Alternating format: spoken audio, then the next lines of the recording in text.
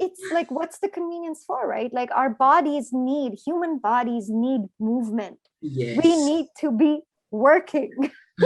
That's how our body functions. And we just don't want to.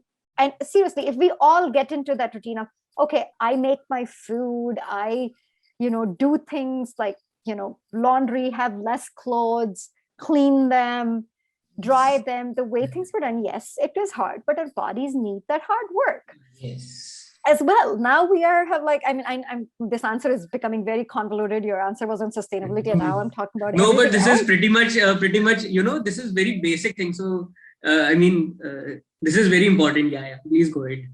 I feel it's all linked, right? Like you can't have, like the idea behind, like, I like these companies who started planting trees. I think, yes, if that idea was really in action 100 years ago, we would have made a difference. Sure. Now, even if you're planting a tree, that tree will take 10 years, because no matter what technology you develop, yes, tree still grows at its own pace. Yes. So the only way is to cut down consumption. I don't know why that's not like this offset, the carbon offset thing is gives people that, oh, I can do this now.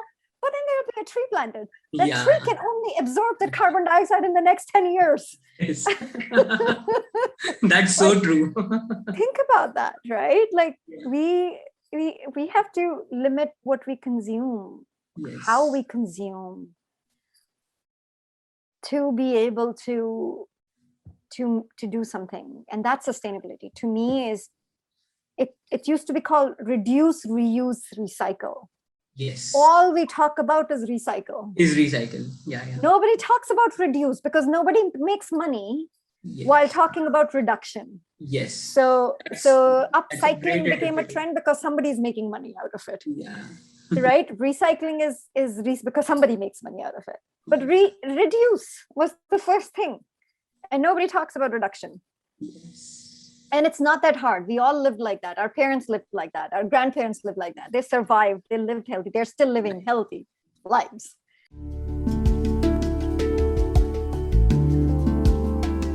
Hi, Richa. Good morning. How are you?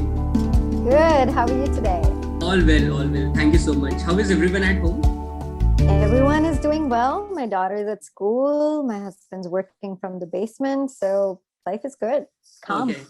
Looks like a bright, sunny day today. Sunny yet cold. Okay. But that's the best part of, a sunny day. You have cold and it makes more fun. That's what I used to think. I think the only bad. So in Toronto, the days that it's sunnier, the more clear sunny days are colder days. Okay. They're like really freezing cold.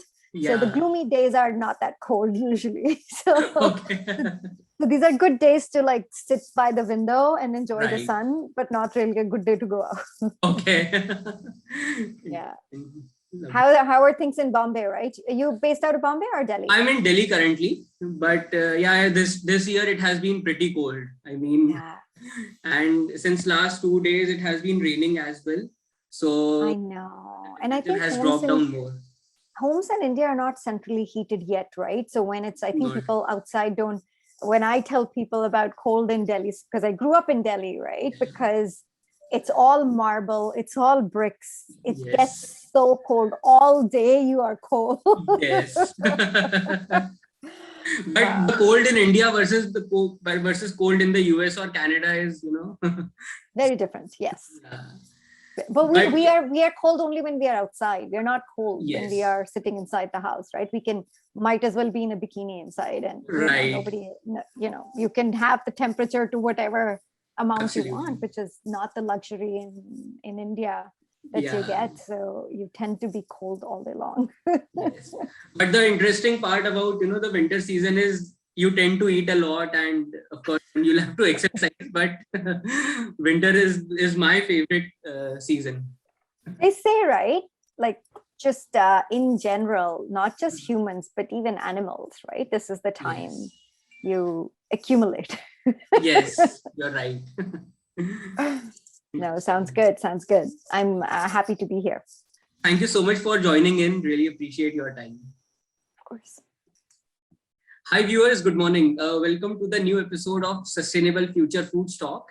Today we have with us Richa Gupta from Canada, founder of Good Food for Good. Good Food for Good was founded in 2013 by entrepreneur and mother Richa with a simple idea, making it easy for everyone to eat well and do good. She has over 15 years of experience in retail, fashion, and food marketing. After becoming a mother, Richa knew there was something she needed to do to make a change.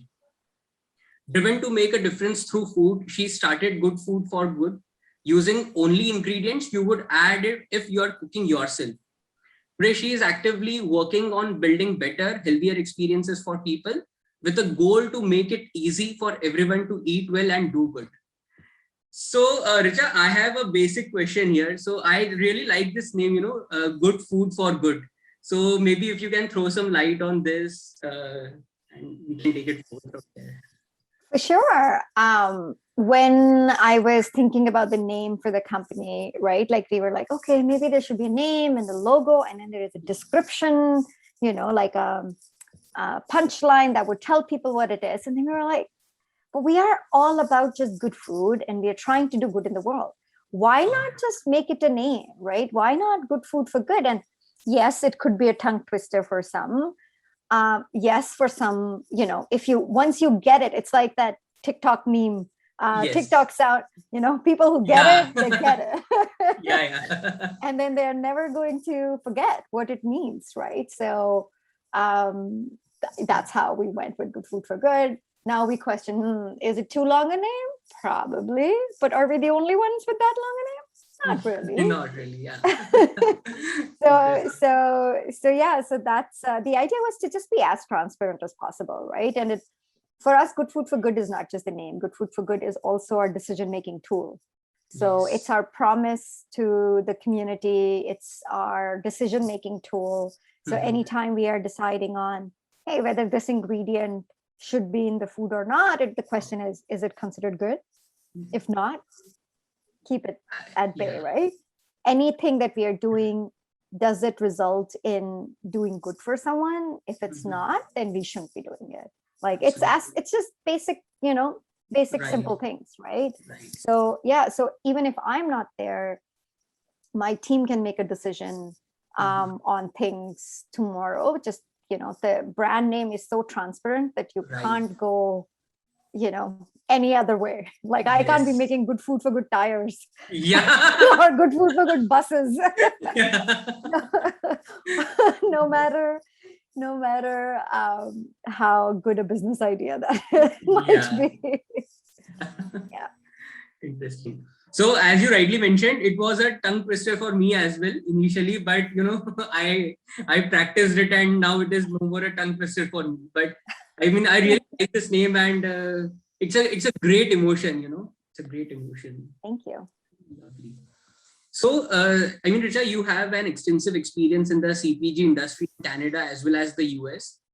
So if you can please suggest few tips maybe for the emerging brands while defining the customer persona. I think customer persona should be one of the most important things that we should do,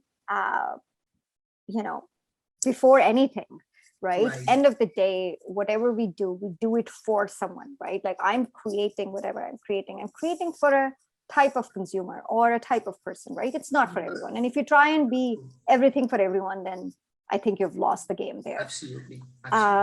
So it's so important to know who this person is.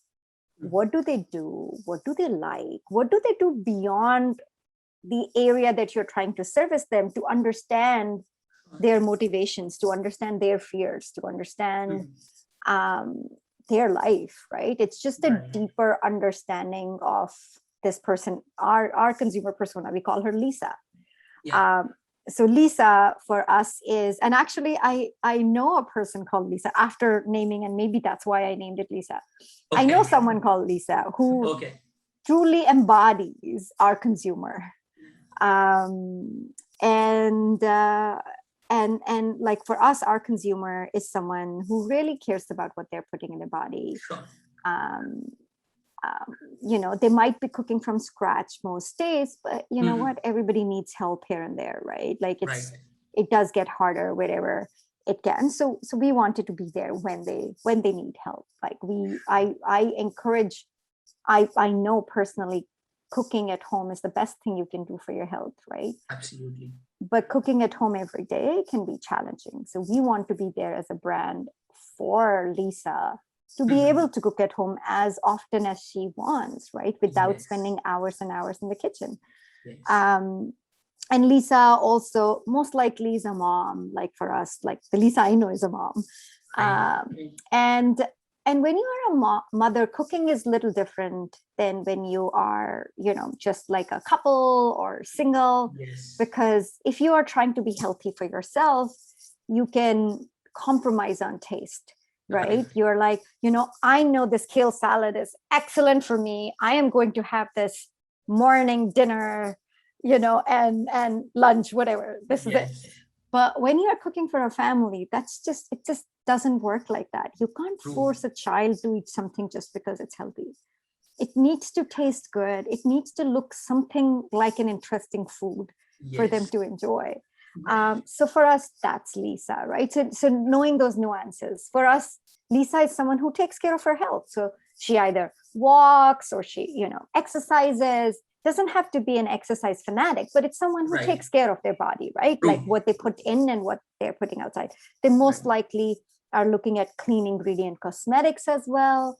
They watch documentaries. So it's like, that's the whole persona on, what they are consuming, not just food wise, but what they're consuming, even thought process wise, right? And also she's a person who thinks of the world beyond herself, right? Like she wants a better world for her children. She wants to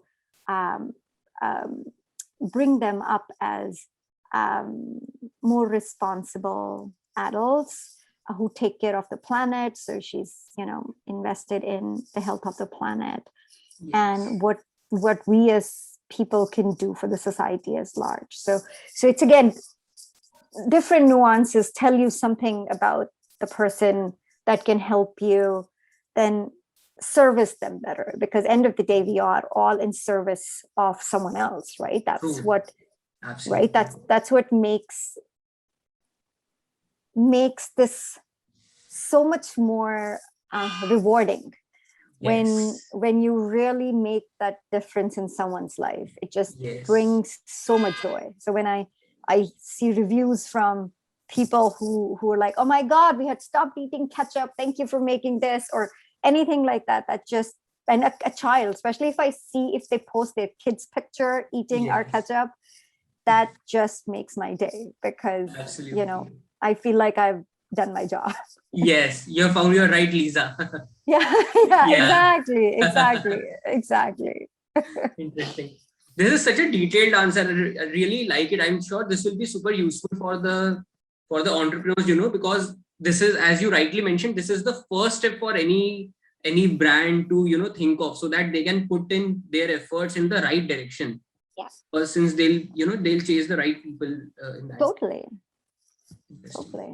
And once you know who it is, you attract the tribe, because you'll be making content that services that particular consumer, right? You would do everything, like your products would reflect the values that this consumer values, right? End of the day.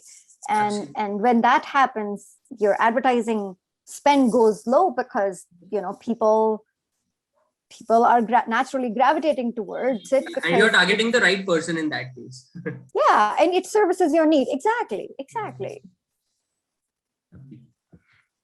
Coming down to my next question, Richa. So you were earlier into the fashion industry. So what made you enter the CPG industry? And I mean, I must say you're doing phenomenal. So what tips do you have for those entrepreneurs, who really wish to make it big in the CPG industry? Make it big, I don't know, but I can give tips for sure.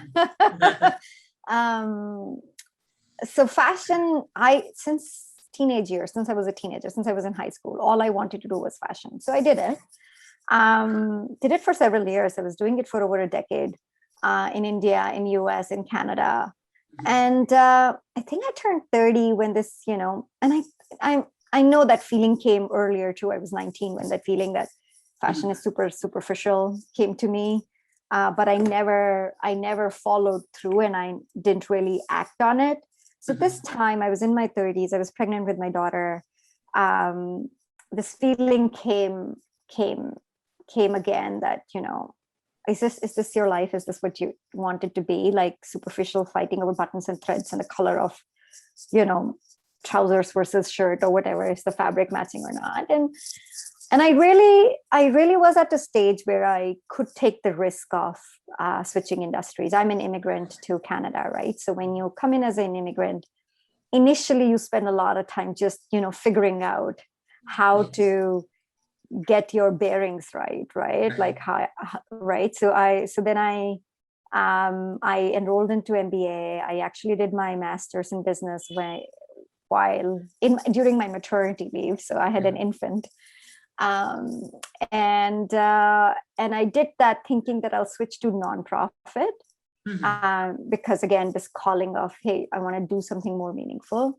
However, when I met a lot of people who worked in nonprofit, it didn't feel right to me, because the dependence that most nonprofits have on philanthropists to be able to make a difference, and it becomes more of a sales job, right? You're trying to sell a mission to someone to give the money so you can take the money and help someone in need. So I knew that was not my thing. And then I joined food thinking that, hey, you know what? Fashion is about buttons and threads, but everyone needs food. If I join food, then I'll be making a difference in people's lives. And, maybe that's my calling, because you don't know, right? Like, it's a feeling of what you don't want to do. It's very hard to know till you find it, what you really want to do, right? So I went into food. I worked in CPG. It was really an incredible experience from a learning point of view. I think, like, if I think about it, all my learning happened in General Mills. I don't know what my MBA school really taught me. So I'm really grateful for that. But that feeling came back again, right? Like, when I was researching a lot more about ingredients, and I was asking questions on, hey, why we are putting something in something, and the answers that I was getting were not satisfying my curiosity, and I wasn't feeling that what I was doing is helping my personal mission to do something good in the world. So I decided I didn't really decide. I went through for almost 2 years. I was in depression, not knowing what should I be doing now, because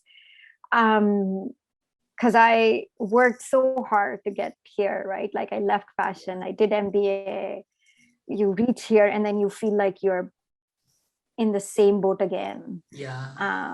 And also it was like big golden handcuffs, right? Like, these jobs pay really well. So giving up that job meant letting go of a lifestyle that I've gotten used to.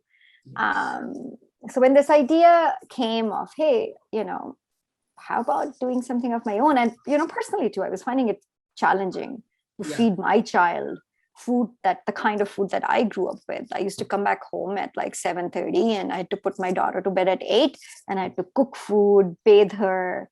And it was such a challenging period. So it was a combination of those two that gave birth to the idea. And then I started here, and, here I am today.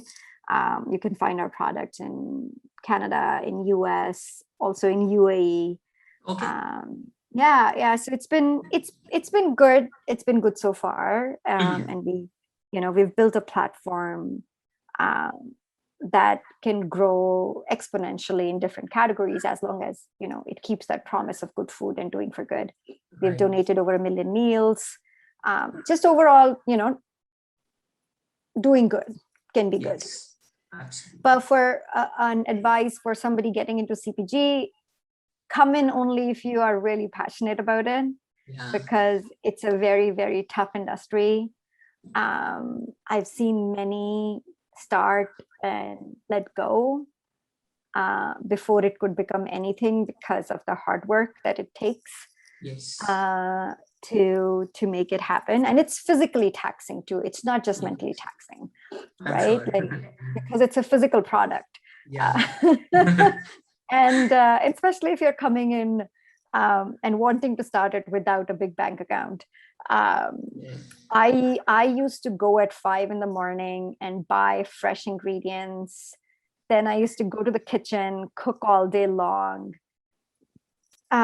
Most days, the farmer's market would be the next day. Then I would take all that stuff to the farmer's. When I started, that's what I used to do.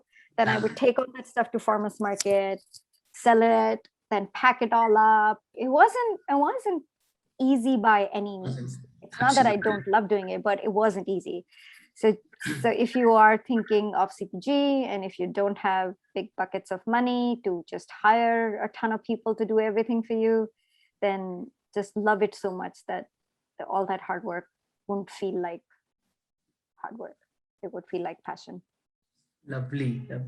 I could also somehow relate with this. And you have made a very important point that, it's not only mentally taxing, but physically as well, because right from where the ingredient is coming from and how will it, ultimately go to the end consumer. So it's a long chain, right? So yeah, totally. And it's about sourcing each and every ingredient, and it's a physical product. You're not writing a code, right? It's a whole different thing. And then there are, with food especially, there are other complications of food safety. So there's just a lot of things. It's rewarding, no doubt, if this is what you're passionate about. But just keep that in mind. Lovely. Coming down to my next question. So, sustainability is of course an important element in the coming time, and you also at your organization are, aggressively working towards it. So what are those non-negotiables for an emerging CPG brand to consider on the sustainability side? It's so funny, right? Like, I feel sustainability is a word that is being overused. Very soon it'll become like natural, right? People would put it on just anything. That's what natural has become. But I think it should be, for me, it should be every human being. Like, it's not just about business. We all need to be thinking about it. We all live on this one planet. There is only one planet at this point, no matter how fast the technology is going. At this point, there is only one planet. Absolutely. We don't have enough years left to find another planet. Exactly. So do whatever you can to extend your stay here, to extend your or to make that stay pleasant for the future generations to come. Those things include, I mean, Dhawal, maybe you're way younger, but when I grew up in India, we were recycling everything. There was no packaged food, right? You would buy things in bulk, right? Every plastic bag that we bought ever or got food in would be used for something.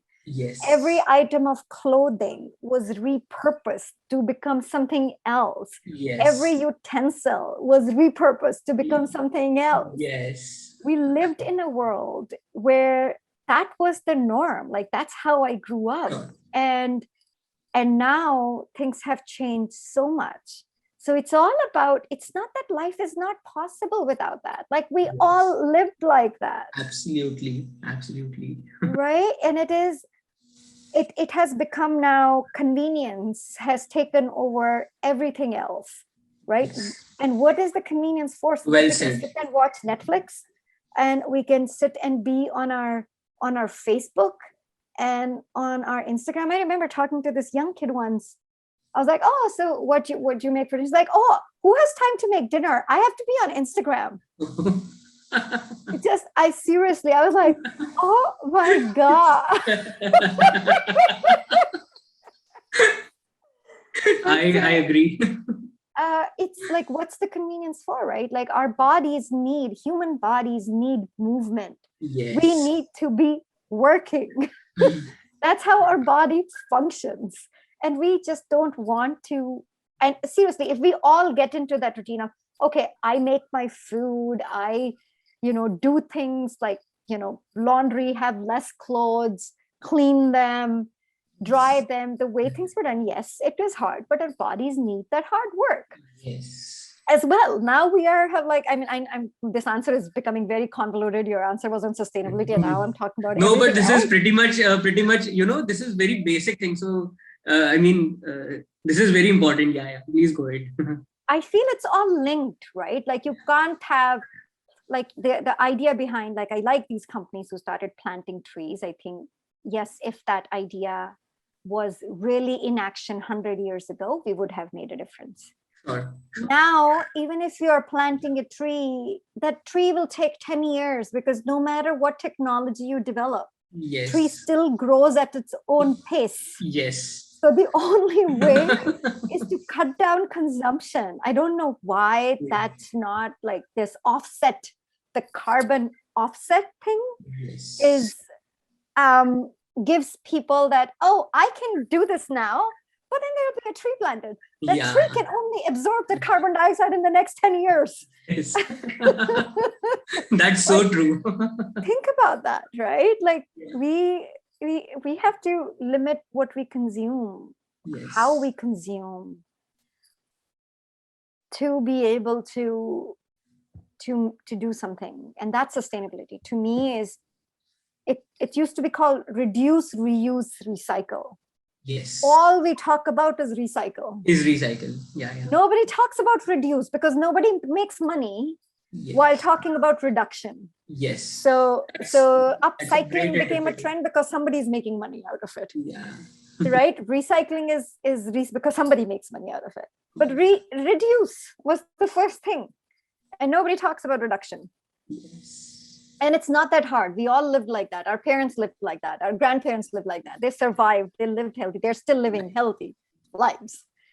But you rightly mentioned, convenience has taken over everything. That's so true. Yeah. Yeah, I mean, and there is an extent and a limit, right? Like to what limit do we go for convenience, right? Now we have and I think there was a carbon footprint on that too. They like the last mile deliveries. The shorter the delivery service, the more bad it is for the environment, right? Yeah. Like if you want an hour delivery or a 30-minute delivery. But those are, the sad part of our world today is contradictory things are becoming popular. On one side, yes, sustainability. There is a group of people who, are reusing their jeans for last 10 years, right? Would never buy a new jeans ever, perhaps. And then there is a group of people who want everything delivered to them in 10 minutes. Like, seriously, why is that so urgent? Yeah. Why couldn't you make a decision a day? Like, what were you busy doing? That's so true. Like, why do you need anything in 10 minutes? Why? It's just, I do not, an hour delivery, like,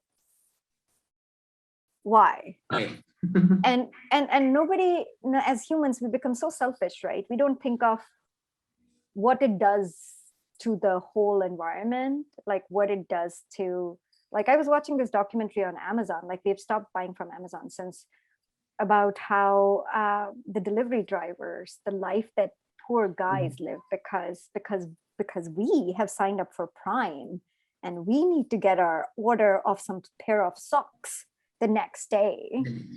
Somebody had to pee in their van because they don't even have enough time, in a bottle, because they don't have enough time to take pee breaks. Like, how disgusting is it? Right? So you're right on this. I think the more we learn, the more my hope for anybody when you talk about sustainability and entrepreneurship is for people to just read more, to learn about what's happening with the world, to learn about what's happening with our planet, and really what as a human being you can do to make a difference, right? Because that's all that we can do. We all can just control what we do, our actions.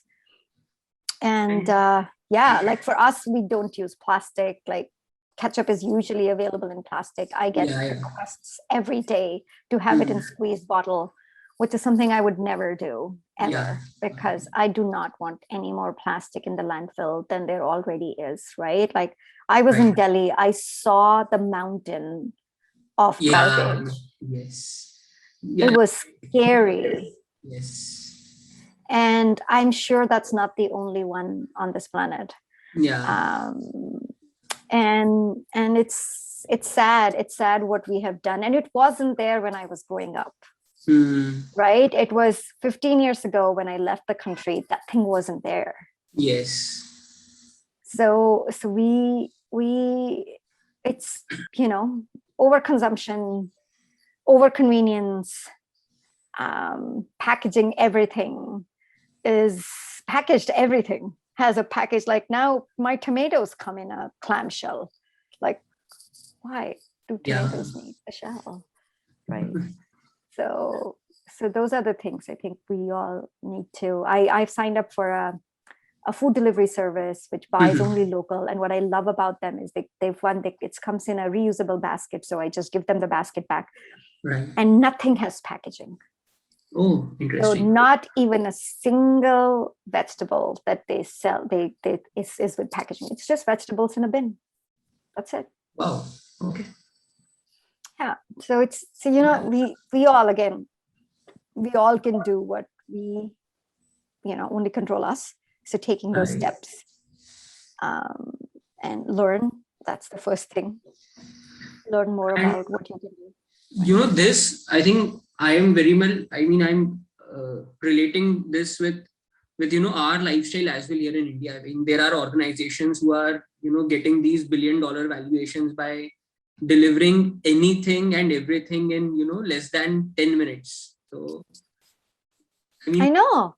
There is a huge competition. I mean, how, even there is a competition that if I have delivered the goods in, let's say, 7 minutes and 23 seconds, so it's an achievement, and this is what is getting their valuation up. So that's what I'm saying. People are not thinking, right? Like just the basic again, and the things will only change when we as humans change, right? I agree. Right? If we don't change, that's what will happen. And there was something else about marketplaces, right? Look at Uber Eats, valuation of Uber Eats versus the restaurant where Uber Eats is picking up the food and bringing it. That restaurant might not even survive next year. That farmer might not even survive next year. But Uber Eats will. Yeah. Of course. So that's the sad reality, right? People who are making this, end of the day, we eat food. We don't eat technology. We can't survive on a tech solution. We need food and water and fresh air.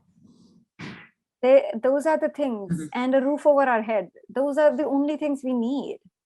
But, somebody is becoming a billionaire. Yeah. That's all that matters. Absolutely. Sorry. I mean, that was also not part of the conversation. I'm sorry. I'm just... That is part and parcel of life. So that's fine. Yeah. Okay.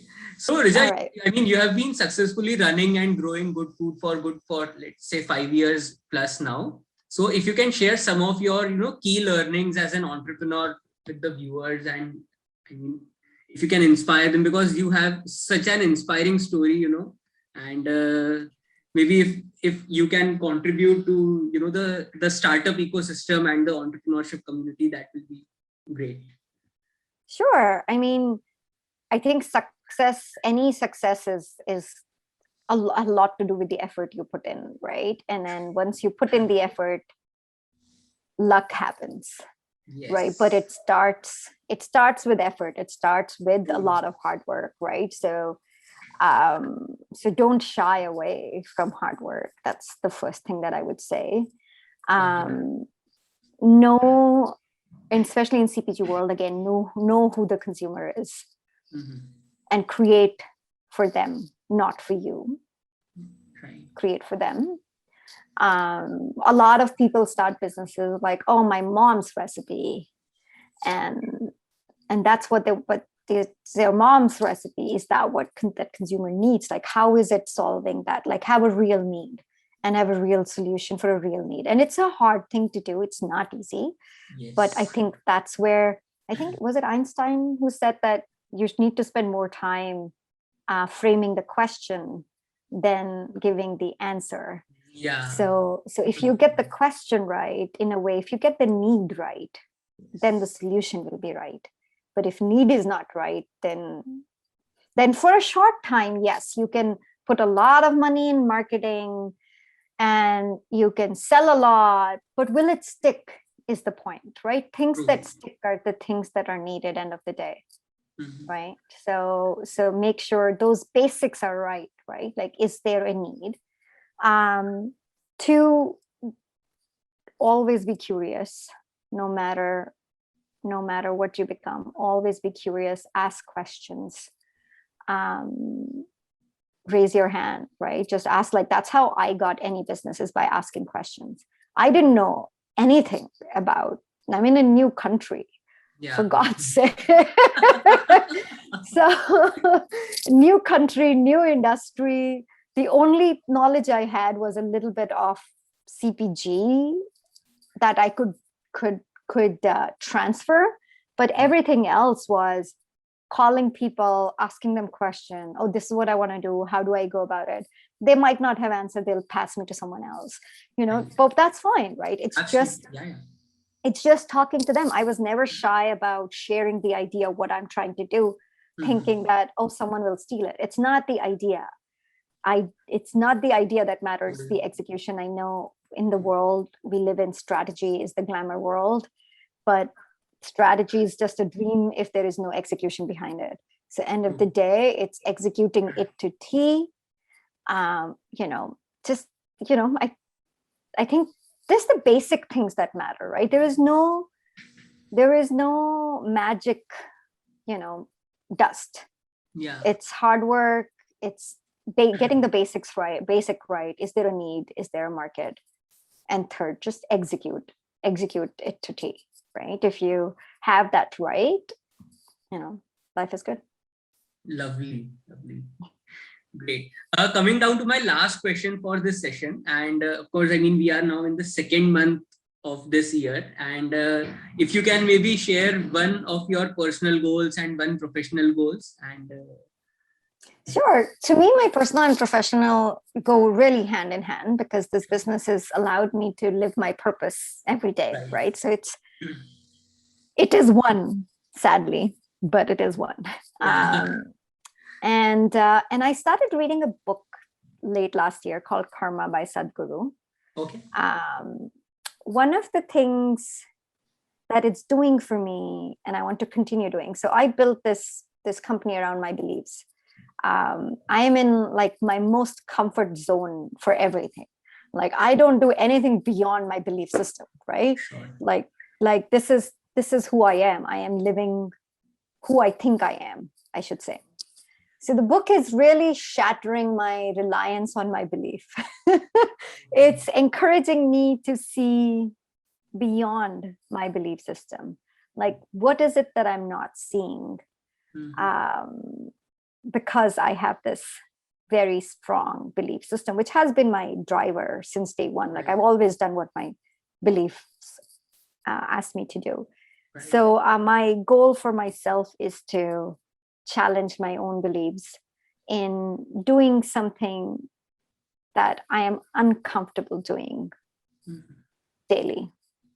So I try and do something that is not part of my belief system. So like, let's say, and I'm more of a yoga person, but then I'll go, it's a very simple thing, but I'll do a Zumba class, right? Okay. Whether it's, simple things, because we tend to, like, especially what I have done is I've built this so much around me that I never have to go outside my walls that I've created for myself. And then I'm just living in these four walls, and I'm not seeing what's outside it beyond what I can think. So who knows, next year if we talk, I might be a totally different person. So interesting. Yeah. Looking forward to that. Yeah, interesting. yeah, This yeah, maybe, also, I mean, this also appears that this will, somehow help you push your boundaries also. yeah, Yeah. totally, totally, totally. Lovely. This was such a great chat. Thank you so much for your time, and the kind of responses which you gave are, super practical, because this is, what is required. And you told about those groundwork realities which every entrepreneur, has to some or the other day face. So Yeah. yeah, I really. mean, entrepreneurship these days has become very glamorous. Yeah. But it is still like, I mean, even when you raise money, like I know from outside it looks like it's so glamorous, but I know people like they still go through shit. So you have to be really, really passionate about what Absolutely. you're doing when you get into this journey. If you're doing it for money, might not be the right, like you can make money many other ways. Right. This much stress. Money is a byproduct.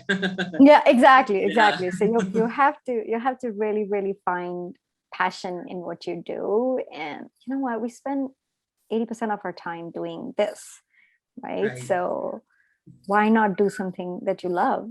And then it'll not feel like, it'll still be hard, but it'll not feel like stress. They say, right, when you love something you do, it's called passion. When you don't like it, it's called stress. So, Yeah. True. so let's make more passion and less stress. Lovely. Great. Thank you so much. I mean, I really like this conversation, and thank you so much for joining in. And Of course, Dhawal. great ahead. Anytime. Thank you so much. Yeah, let me know. You have my email. You can reach out to me if you have any questions about your expansion. Happy to help. Absolutely. Absolutely. Thank you so Take care, much once Dhawal. again, and see you soon. See ya. Bye. Bye.